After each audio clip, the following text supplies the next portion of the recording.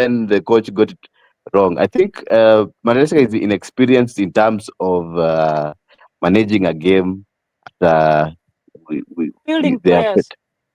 That is you did not wait for me to finish. That is what the point that I was even Mpatie coming time, to. mpatie mzee, mpatie champions kaona moto time. Jalala ameingia.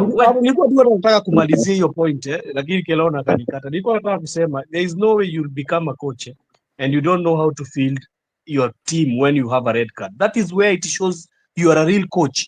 When you have 10 players, that is how it shows you are a real coach and you can be able to play the football.